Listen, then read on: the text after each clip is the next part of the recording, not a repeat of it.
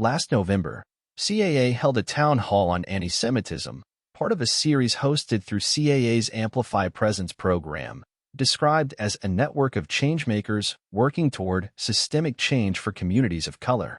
The program was introduced by agent Maha, who said it was focused on fighting anti-Semitism and promoting allyship. Next up was CAA co-chairman Richard Lovett. "This morning, we will learn once again how much words matter," he said, and the damage caused by human beings with large platforms who do not use their platforms responsibly.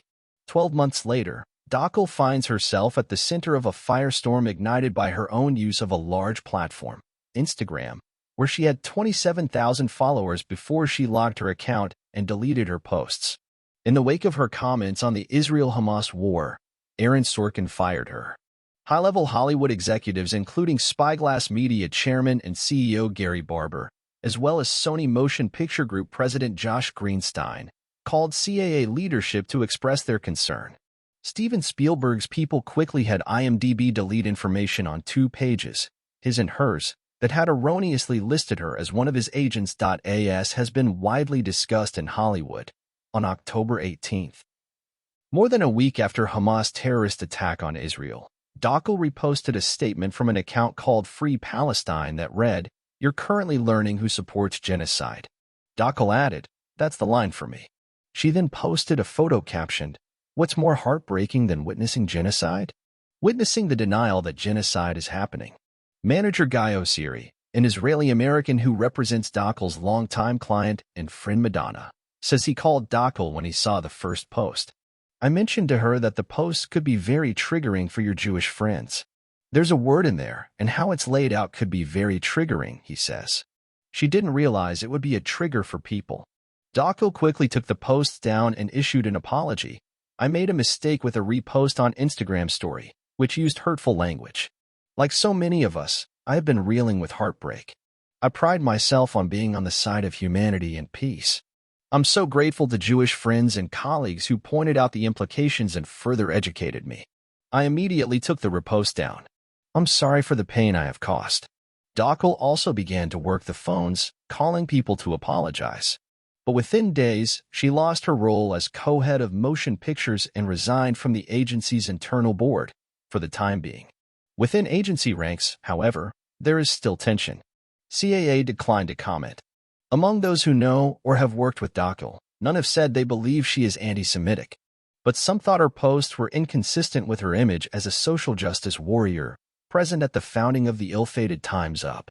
"She always puts herself front and center on such issues," says a colleague, and then there's the Instagram posts that do not jibe. According to sources, Dockel, unanimously praised as a highly effective agent, was on the brink of signing a major new deal at the agency. It's not clear whether the terms will change now that she is no longer holding leadership positions. CAA leaders, already dealing with tension over the distribution of money in the wake of a change in ownership and a lawsuit alleging the agency was complicit in sending clients to meetings with Harvey Weinstein, have been laboring to save Dockel's career at the agency, reaching out to both the Anti-Defamation League and the American Jewish Committee, with which the agency had a pre-existing partnership. The ADL confirms that Dockel has been in talks with CEO and National Director Jonathan Greenblatt, but declines to provide further information. The AJC has provided a tutor, but some in Hollywood are not convinced that Dockel, the daughter of Libyan immigrants, needs tutoring, or that she could have been unaware of the impact of her words. Some industry insiders have passed around a strongly worded letter to the editor that Dockel had sent to the UCLA Daily Bruin in 1996 when she was an undergraduate. The letter is hardly some kind of smoking anti-Semitic gun. Dockel complained about the Bruins' account of a rally to protest an Israeli attack in southern Lebanon that killed 106 people. She objected to the paper's characterization of the rally as a Muslim event when people of all colors, races, and religions were present. She also noted that the article in question failed to mention brutal Israeli forces who mercilessly raided innocent victims in Lebanon. To detractors, the 1996 letter reveals that Dockel was outspoken about conflicts in the Middle East even as a teenager. "It shows that you have a long history with a very specific thought process," says a former colleague.